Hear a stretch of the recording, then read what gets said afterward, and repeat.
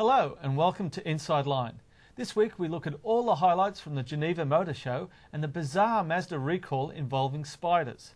But first, the sales figures for February are in, and it's more bad news for the local car industry, in particular Ford.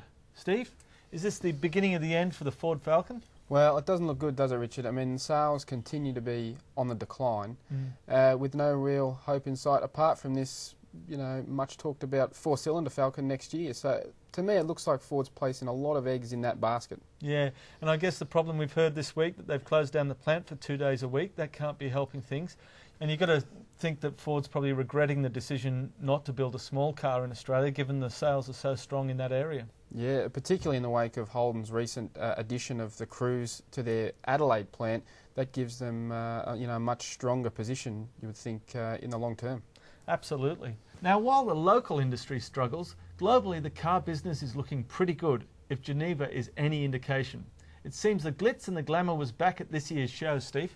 Any personal favourites? Well, where to start, Rich? There was a lot of spectacular stuff on offer over there. I mean, everything from the new Lamborghini to a tiny little Mini.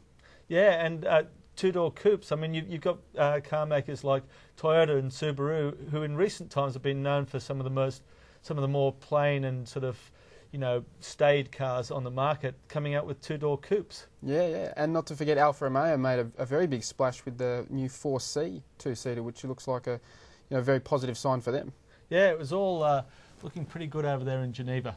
And now, from the sublime to the ridiculous, and the continuing story of the spiders in the fuel tank.